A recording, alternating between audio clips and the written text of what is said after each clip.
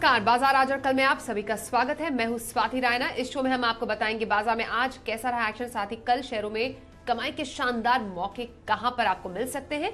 साथ ही आपके सवालों के जवाब भी हम देंगे, जहां पर अगले दिन एक्शन दिख सकता है।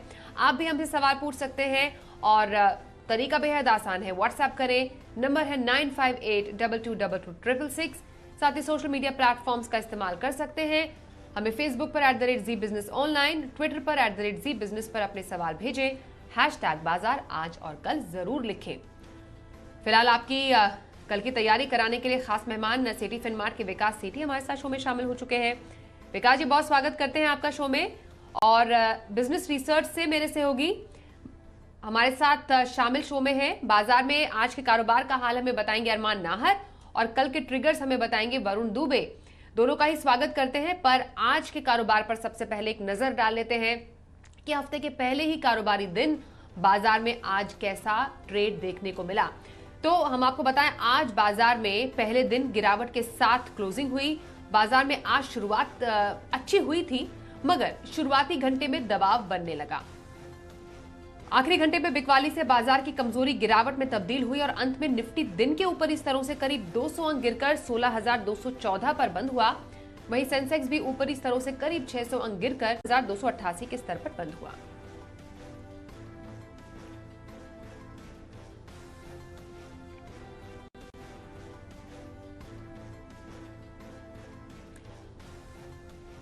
तो बाजार में रही आज बिकवाली हावी और कहां पर सबसे ज्यादा दबाव देखने को मिला एक्शन वाले शेयर, हमारे सहयोगी अरमान नाहर से समझते हैं। अरमान, जरा बताइए आज के बाजार में सबसे ज्यादा हलचल कहां थी?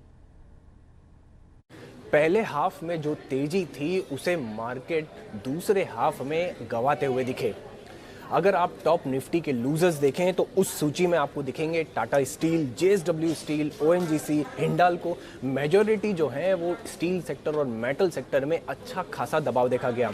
वहीं निफ्टी के लूजर्स के अलावा अगर टॉप लूजर्स देखे जाएं तो उस सूची में आपको NMDC, SAIL, Shyam Metalics, Jindal Stainless Hisar, यहाँ पर भी जो मेटल और स्टील सेक्टर है वहीं पर ही अच्छा खासा प्रेशर देखा गया और जिन्होंने अच्छी खासी पिटाई देखी। अगर आप टॉप निफ्टी के गेनर्स देखें तो उस सूची में आपको नाम दिखेंगे M&M, L&T, एशियन पेंट्स और हिंदुस्तान यूनिलीवर जैसे स्टॉक दिखेंगे जिन पर आपको थोड़ा बहुत अच्छा गेन देखा गया। इन गेनर्स के अलावा अगर दूसरे गेनर्स देखे जाएं तो उस सूची में आपको Sequent Scientific, Star Health, V Mart Retail और महिंद्रा लॉजिस्टिक आपको ऐसे स्टॉक दिखेंगे जहां पर कुछ गेन निफ्टी के गेनर्स के अलावा देखा गया। अब कौन से स्टॉक्स रहे फोकस में? सबसे पहले डिवीज लैब जो नतीजों के चलते फोकस में रहा, पर अर्निंग्स कॉल में गाइडेंस की अनसर्टेनिटी के चलते मार्केट में स्टॉक में अच्छा खासा एकदम पैनिक देखा गया। वहीं पेटीएम नतीजों के चलते, मारुति सुजुकी भी नतीजों के चलते फोकस में रहा। वो लॉजिस्टिक सेक्टर ही पूरा फोकस में रहा क्योंकि पेट्रोल और डीजल में जो कटौती है जिससे इनका फायदा है उससे इनमें फोकस रहा और महिंद्रा लॉजिस्टिक भी अच्छे खासे गेन के साथ बंद हुआ। जो मेजर लूजर्स हैं अगर सेक्टर स्पेसिफिक देखा जाए तो आज सिर्फ और सिर्फ सबसे बड़ा जिसने हर एक जगह पैनिक दिया वो है मेटल्स। उस सूची में आपको Jindal Steel and Power, Jindal Stainless Hisar, Welspun Corp, Hindustan Copper ऐसे स्टॉक दिखेंगे जिसमें अच्छा खासा आपको पेन देखा गया। अब उसके अलावा गेनर्स कौन कौन से थे? गेनर्स के सेक्टर्स में सूची में आपको दिखेंगे ऑटो गेनर्स। ऑटो में अच्छे खासे गेन देखे गए। कुछ स्टॉक्स जैसे Ashok Leyland, TVS Motors, hero motor, Eicher motor, आपको ऐसे स्टॉक दिखेंगे जिनमें कुछ गेन देखा गया।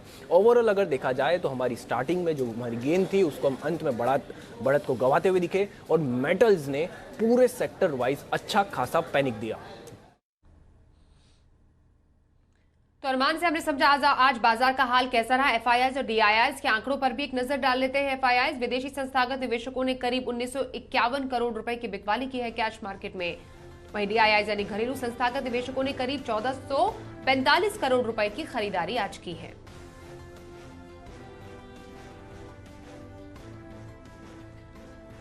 सेठी फिनमार्ट के विकास सेठी हमारे साथ खास मेहमान, उनसे करते हैं अब चर्चा। विकास जी, कैसा रहा हफ्ते का पहला कारोबारी दिन आपको? गिरावट के साथ ही बाजार बंद हुए हैं, फिलहाल क्या स्ट्रैटेजी रखी जाए इस बाजार में? हाँ नहीं, बिल्कुल स्वाति, देखिए बाजार तो एक्सट्रीमली वोलेटाइल है। सुबह से भी हमने कई बार बाजार को पॉजिटिव होते देखा, फिर नेगेटिव होते देखा, फिर पॉजिटिव होते देखा और by end of the day बाजार एक अच्छे खासे गिरावट के साथ बंद हुए। और आज जो प्रेशर आया वो जो कल गवर्नमेंट ने जो स्टील के एक्सपोर्ट्स को लेके जो रेस्ट्रिक्शंस इंपोज किए, जो ड्यूटीज बढ़ाई, तो उसका असर पूरे मेटल सेक्टर में देखने को मिला। उसके कारण से मेटल स्टॉक्स 10-10, 12-12% पीटे। टाटा स्टील जैसा स्टॉक भी आज 12-13% गया। फिर JSW स्टील, JSPL सब में एक अच्छी खासी गिरावट थी, तो उसका एक नतीजा देखा। फिर बैंकों ने भी साथ नहीं दिया, बैंकों में भी गिरावट थी।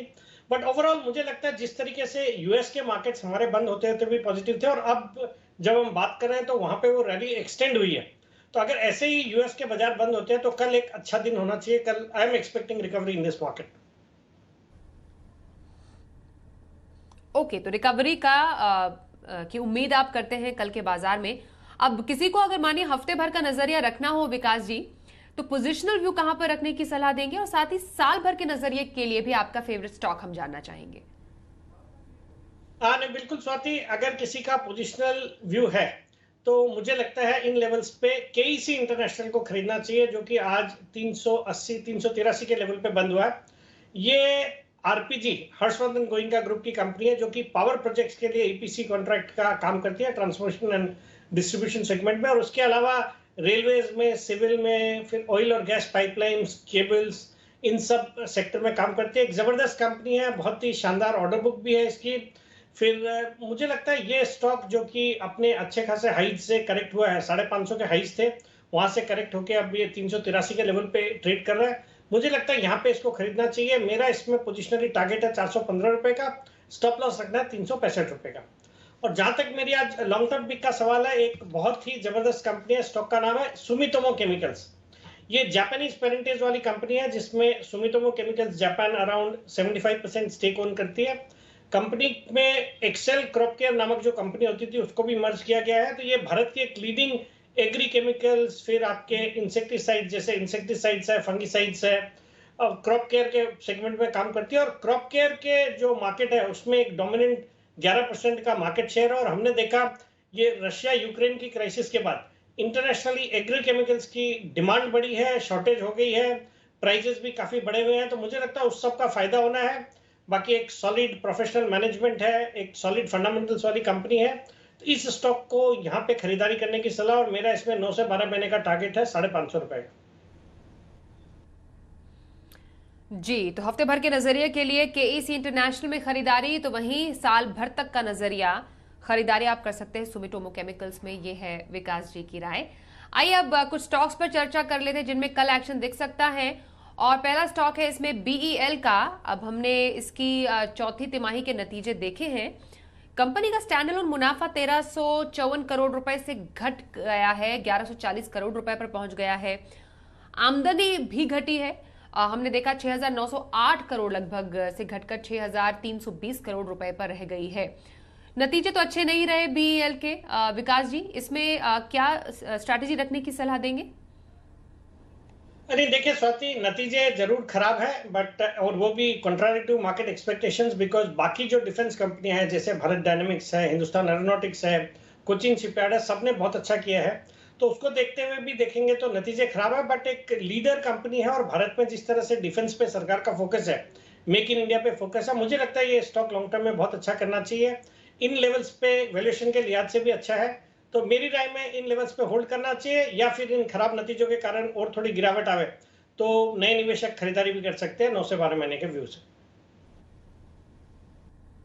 ओके, तो BEL में खरीदारी के मौके आप तलाश सकते हैं, विकास जी की राय है। कुछ कॉलर्स के सवाल लेते हैं। द्वारका से सुरेंद्र जी सवाल पूछे, इनका सवाल BHEL भेल पर है। 300 शेयर इनके पास है, 50 इनकी खरीद है। हमने देखा नतीजों के बाद भेल में खासतौर पर मुनाफा वसूली देखी गई। हालांकि नतीजे तो अच्छे रहे, कंपनी घाटे से मुनाफे में भी आ गई है। अब इनकी खरीद के हिसाब से BHEL में क्या करने की सलाह देंगे विकास जी? नहीं देखिए, ये कंपनी अब बहुत क्वार्टर्स के बाद अच्छे नतीजे इस क्वार्टर में आए हैं। बाकी स्टॉक काफी पिटा हुआ है, और इन लेवल्स पे और गुंजाइश नहीं है ज्यादा गिरावट की। मुझे लगता है इस स्टॉक में जिन्होंने लिया हुआ उनको बिल्कुल बने रहना चाहिए। आने वाले क्वार्टर्स में ये स्टॉक भी अच्छा करना चाहिए। तो I would maintain a hold at these levels. BHEL में होल्ड करने की सलाह विकास जी दे रहे हैं। अगला सवाल JSW स्टील पर है। उमेश पंत नगर से सवाल पूछ रहे हैं। JSW स्टील के 125 शेयर इनके पास है, और उनकी खरीद है 700 पर। शेयर एक साल के निचले स्तर पर भी लुढ़का, ये हमने आज ही देखा। स्टील एक्सपोर्ट पर ड्यूटी लगने से शेयर में गिरावट देखी गई, जिसका जिक्र हमने शो की शुरुआत में भी किया। JSW स्टील, क्या राय रहेगी आपकी? देखिए आज तो मार्केट मची हुई थी सभी स्टील स्टॉक्स में, जो मैंने अभी थोड़ी देर पहले भी जिक्र किया, टाटा स्टील हो या जेएसपीएल या जेएसडब्ल्यू स्टील, सब में ही मार्केट थी। ये स्टॉक तो मेरे ख्याल में निफ्टी का सबसे बड़ा लूजर था, 13-14% टूटा है, और वो सरकार ने जो एक्सपोर्ट ड्यूटी इंपोज करी उसकी वजह से। बट एक अच्छी क्वालिटी की कंपनी है, मुझे लगता है मेटल्स में अभी थोड़ा टाइम लगेगा, but we are all waiting for China to open up and China to around some stimulus. और आज बाजार बंद होने के बाद ऐसी खबरें भी आ रही है कि कुछ $21 बिलियन का टैक्स रिलीफ का पैकेज भी चाइना दे रही है, और फिर ओवर द वीकेंड ऑल्सो 0.15% से इंटरेस्ट रेट में कटौती करी। तो मुझे लगता है एक बार चाइना खुले और वहां पे स्टिमुलस का अनाउंस होगा तो फिर ये सब मेटल स्टॉक्स एक स्ट्रक्चरल बुल रन में है और यहाँ से अच्छा अपसाइड आ सकते हैं। हालांकि इनकी खरीद ऊपर की है, तो अगर ये स्टॉक कल भी वीक रहे तो मुझे लगता है थोड़ा एवरेज किया जा सकता है। ओके, आगे बढ़ते हैं। दिल्ली से वीर सिंह जी सवाल पूछ रहे हैं, दो टाटा कंपनी की दो शेयर्स हैं इनके पास, टाटा मोटर्स और टाटा स्टील। टाटा मोटर्स की इनके खरीद बता दूं, 200 शेयर इनके पास है, 475 इनकी खरीद है, और टाटा स्टील 160 शेयर इनके पास है और इनकी खरीद है 1297 की। अब हमें तो मालूम है डीजल और पेट्रोल पर एक्साइज ड्यूटी सरकार ने कम की है, और टाटा मोटर्स समेत ऑटो शेयर आज काफी अच्छे यहाँ पर उछाल के साथ जाते हुए नजर आए, और शेयर एक साल के निचले स्तर पर यहाँ पर अगर हम टाटा स्टील की बात करें वहां पर लुढ़का, क्योंकि दो अलग शेयर की यहाँ पर बात हो रही है, और वही सेम जो जेएसडब्ल्यू स्टील की हम बात कर रहे थे वो सेम रीजन है टाटा स्टील पर भी। तो टाटा मोटर्स जो एक शेयर चढ़ा और दूसरा टाटा स्टील जिसने एक उतार देखा आज, दोनों में क्या करने की सलाह देंगे? देखिए जहां तक टाटा मोटर्स का सवाल है, एक अच्छा स्टॉक है, इन लेवल्स पे होल्ड तो करना ही है, बाकी खरीदारी भी की जा सकती है। जिस तरह से आज पेट्रोल डीजल के दाम में कटौती हुई उसका असर हमने पूरे ऑटो सेक्टर में देखा, और दूसरा जो स्टील के प्राइसेस भी घटने हैं उसका भी फायदा ऑटो कंपनीज को होना है, और वो भी आज देखने को मिला। जहां स्टील में कमजोरी थी वहां ऑटो सेक्टर में, जो कि स्टील के कंज्यूमर है, वहां पे अच्छी खासी बढ़त थी। तो all in all Tata Motors current levels पे होल्ड भी करना है और मौका मिले तो खरीदना भी है। और बाकी जहां तक टाटा स्टील है, मेरी राय लगभग सिमिलर है जेएसडब्ल्यू स्टील के जैसी, और इसमें एक और पॉजिटिव है कि ये स्टॉक स्प्लिट होने जा रहा है 1:10 के रेशियो में। तो जब एक बार ये स्टॉक 100 के नीचे स्प्लिट के बाद दिखेगा तो मुझे लगता है रिटेल पार्टिसिपेशन बढ़ेगा। बाकी एक अच्छी क्वालिटी की कंपनी है, और मुझे लगता है मेटल सेक्टर भी वापस से रिवाइव करेगा, और जैसे मैंने बताया चाइना के स्टिमुलस का इंतजार हो रहा है। और बाकी I am bullish on the stock, और मुझे लगता है काफी पिट चुका है, और अब इन लेवल्स पे या कल भी गिरावट रहती है तो इसको ऐड भी करना चाहिए। इनकी खरीदारी ऊपरी लेवल की है, तो एवरेजिंग के लिए एक अच्छी अपॉर्चुनिटी रहेगी अगर 970-990 के लेवल पे ये स्टॉक मिले तो टाटा स्टील में एवरेजिंग करने की सलाह और टाटा मोटर्स को होल्ड करने की सलाह दे रहे हैं विकास जी। अब पुणे से पीयूष यादव जी का सवाल है, आईटीसी के बारे में ये पूछ रहे हैं, 20 शेयर इनके पास है, उनकी खरीद है 225 की। आईटीसी में क्या राय रहेगी आपकी? देखिए स्वाति, कमाल किया इस स्टॉक ने। जब पूरा बाजार गिरावट की दौर से गुजर रहा है तो ये एक इकलौता स्टॉक है जिसने बहुत अच्छा परफॉर्म किया। नतीजे भी जो इस क्वार्टर के आए बहुत ही अच्छे नतीजे थे, और स्टॉक ये अपने ईयरली हाइस के आसपास ही ट्रेड कर रहा है, और यहाँ से भी मुझे लगता है इसमें अच्छे खासे अपसाइड रहेंगे। हालांकि निवेशक को प्रॉफिट हो रहा है, बट मुझे लगता है ही शुड स्टे पुट, और इस स्टॉक को थोड़ी और समय देवें तो यहाँ से और अच्छे अपसाइड देखने को मिलेंगे। बाजार आज और कल में हम दर्शकों के सवालों के जवाब दे रहे हैं। हमारे साथ है विकास सेठी जी। विकास जी, अगला सवाल है गांधीधाम से आशुतोष नागौरी का। इनके पास मारुति के 100 शेयर है और उनकी खरीद है 125 की। अब इनके सवाल का थोड़ा बैकग्राउंड मैं आपको दूं। मारुति के शेयर इन्होंने लिए थे करीब 20 साल पहले, जिसमें इन्होंने निवेश किया था, और तब से अब तक जो शेयर का दाम है करीब 65 गुना उछल चुका है। फिलहाल जो भाव है करीब 7,900 रुपए के आसपास है। मारुति आज निफ्टी का टॉप गेनर भी रहा, और हमें मालूम है तेल के दाम कम होने से ऑटो शेयरों में आज चौतरफा तेजी रही है। तो अब आशुतोष नागौरी साहब, इनके लिए आपकी क्या राय रहेगी मारुति सुजुकी पर? पहले तो बहुत बहुत बधाई निवेशक को जिन्होंने मारुति को इन लेवल्स पे लिया और फिर यहां तक राइड किया। और मेरा ये मानना है कि इनको जरूर इसमें कुछ कॉर्पोरेट एक्शन भी हुआ होगा, जैसे बोनस है या स्टॉक स्प्लिट है, और फिर डिविडेंड का भी बड़ा फायदा, डिविडेंड भी काफी सब्सटेंशियल मिला होगा ओवर द लास्ट 20 ईयर्स। तो एक बहुत ही जबरदस्त कंपनी है और रियल एग्जांपल है लॉन्ग टर्म में स्टॉक मार्केट में कैसे वेल्थ क्रिएट होता है। बाकी करंट लेवल्स पे भी इस स्टॉक में बने ही रहना है, मुझे नहीं लगता यहाँ पे भी बेचने की जरूरत है। आज तो इस स्टॉक ने कमाल किया। आज क्या पिछले 2-3 दिनों में एक तो इसके जो नतीजे अच्छे ही थे इस क्वार्टर के, और बाकी जो आज अभी हम चर्चा भी कर रहे थे कि पेट्रोल और डीजल के प्राइसेस जो घटे हैं या घटने वाले हैं, उनका फायदा होना है ऑटो कंपनीज को। फिर स्टील के प्राइसेस को भी कंट्रोल करने के लिए सरकार ने जो कदम उठाए हैं उसका भी फायदा ऑटो कंपनीज को देखने को मिलेगा। तो it's a very good stock to own from a long term point of view, even from the current levels. तो मेरी राय में उनको अभी भी इसमें बने रहना चाहिए और अपने जो प्रॉफिट है, जो वेल्थ है, उसको राइड करना चाहिए। बिल्कुल, लाखों के प्रॉफिट पर आशुतोष जी अभी आप बैठे हुए हैं। 20 साल पहले जिस स्टॉक में आपने निवेश किया था मारुति सुजुकी, वो आपको खूब पैसे कमा कर दे रहा है। विकास जी की राय, इसमें बने रहे। चलिए अब कल आने वाले कुछ ट्रिगर्स पर भी नजर डाल लेते हैं, और कल के मेन इवेंट्स बताने के लिए हमारे साथ हमारे सहयोगी वरुण दुबे हैं। वरुण, जरा बताइए कल बाजार के लिए कौन से मेन इवेंट्स होने वाले हैं?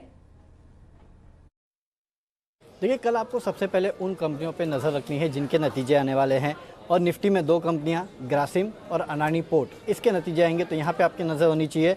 और एफएनओ में 4 कंपनियां अपने नतीजे घोषित करेगी। बलरामपुर चीनी, इप्का लैब्स, मेट्रोपोलिस और स्ट्राइड्स फार्मा, इन कंपनियों के नतीजे आएंगे तो यहाँ पर आपकी खास नज़र होनी चाहिए। वहीं आईपीओ मार्केट में काफ़ी एक्शन होने वाला है। सबसे पहले तो डिलीवरी का जो आईपीओ है वो कल लिस्ट होने वाली है, यानी कि डिलीवरी की लिस्टिंग है। 1.6 टाइम्स इस कंपनी का जो आईपीओ है वो सब्सक्राइब हुआ था। वीनस पाइप्स, इसका भी कल लिस्टिंग होने वाली है, और सब्सक्रिप्शन जो है 16.31 टाइम्स मिला था। तो इन दोनों कंपनियों पे खास आपकी नज़र होनी चाहिए। वहीं एथर इंडस्ट्रीज़, इस कंपनी का आईपीओ जो है वो कल खुलने वाला है। प्राइस बैंड 610 से 642 रुपये का है। कुल इशू अगर आप देखेंगे तो करीब 808 करोड़ का है।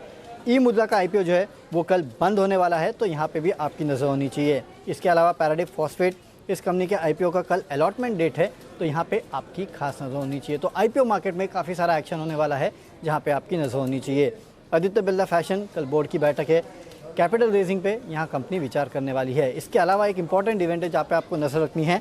दरअसल टोक्यो में क्वाड लीडर समिट जो है उसमें प्रधानमंत्री मोदी जो है वो कल पार्टिसिपेट करने वाले हैं, तो यहाँ देखना होगा कि किस तरह का वहाँ से अपडेट निकल के आता है। तो ये काफ़ी सारे इवेंट्स हैं जहाँ पे आपको नज़र रखनी है। इसके अलावा ग्लोबल मार्केट पे नज़र रखिएगा, क्योंकि वहाँ की वॉलेटिलिटी जो है उसका एक भारी भरकम इम्पैक्ट जो है आजकल भारतीय बाजारों पे भी देखने मिल रहा है। तो ये भी एक इवेंट है या फिर ये भी एक ट्रिगर है जिस पे आपको नज़र रखनी है।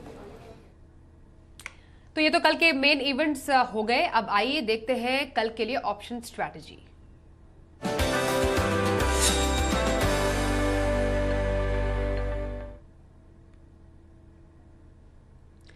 कल का ऑप्शन ट्रेड बताने के लिए मोतीलाल ओसवाल के चंदन तापड़िया हमारे साथ है। चंदन जी, बहुत स्वागत करते हैं आपका शो में। कल के लिए ऑप्शन के जरिए मौके कहां पर बन रहे हैं?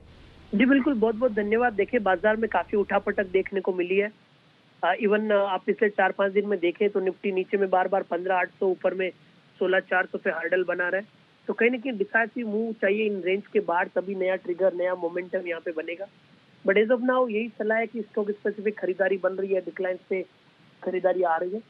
हम 2 ट्रेडिंग आइडियाज पे फोकस करेंगे। इवन फ्राइडे को भी 2 ट्रेड सजेस्ट किए थे, जिसमें से एक हिंदुस्तान यूनिलीवर था और दूसरा रिलायंस था। काफी अच्छा मूवमेंट आया। आज के दिन भी हम सबसे पहला ट्रेड हिंदुस्तान यूनिलीवर पे लेंगे, बट ये अब जून की सीरीज के लिए रहेगा, क्योंकि मई सीरीज अब 3 दिन हो रहे, तो अब हम जून की सीरीज पे फोकस करेंगे। तो जून में सबसे पहले हिंदुस्तान यूनिलीवर का 2400 रुपए का कॉल लेने की सलाह रहेगी, जो लगभग 55 रुपए के आसपास बंद हुआ है। 40 रुपए का स्टॉप लॉस लगाइए। यहाँ पे आपको 80 से 83 रुपए के टारगेट हासिल होने चाहिए। वहीं अब दूसरा ट्रेड रहेगा एलएनटी पे।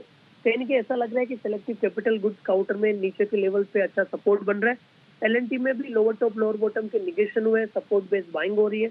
मैकेनिकल इंडिकेटर्स में भी आप देखोगे कहीं ना कहीं पॉजिटिव सिग्नल मिल रहे हैं। तो एलएनटी का जून का 1640 का कॉल खरीदारी की सलाह रहेगी, जो 54 रुपए के आसपास बंद हुआ है। 38 रुपए के नीचे का स्टॉप लॉस लगाइए। यहाँ पे आपको 87 से 88 रुपए तक के टारगेट हासिल हो जाने चाहिए। बहुत धन्यवाद चंदन जी कल के लिए ऑप्शन स्ट्रैटेजी बताने के लिए। और विकास जी, आपसे जानेंगे कल के लिए आपका ट्रेड कौन सा होने वाला है, क्या पसंद है आपकी? बिल्कुल स्वाति, कल के बाजार के लिए मुझे लगता है कल खरीदारी करनी चाहिए गुजरात एल्कली में। ये आज 913 पे स्टॉक बंद हुआ है। कल इसके नतीजे भी आने वाले हैं। एक बहुत ही दमदार कंपनी है, भारत की एक लीडिंग कंपनी है कॉस्टिक सोडा बनाने वाली, और डोमेस्टिक मार्केट में इनका 12% मार्केट शेयर है। बाकी कुल प्रोडक्शन का 14% कंपनी एक्सपोर्ट भी करती है, और जिस तरह से हमने कॉस्टिक सोडा के प्राइसेस में एक उछाल देखा है लास्ट क्वार्टर में, मुझे लगता है इस तिमाही के नतीजे तोड़फोड़ होने चाहिए। तो कल इसके नतीजे भी है, मुझे लगता है इस नतीजे को प्ले करने के लिए इसमें कल खरीदारी करनी चाहिए। टारगेट रहेगा कल का 940 रुपए का और स्ट्रिक्ट स्टॉप लॉस रखना है 895। गुजरात अल्कलाई में कल के लिए खरीदारी करने की सलाह दे रहे हैं विकास सेठी। बहुत धन्यवाद विकास जी, आप हमारे साथ इस शो में शामिल हुए। बाजार आज और कल में बस इतना ही। रुकेंगे एक ब्रेक के लिए, देखते रहिए सी बिजनेस।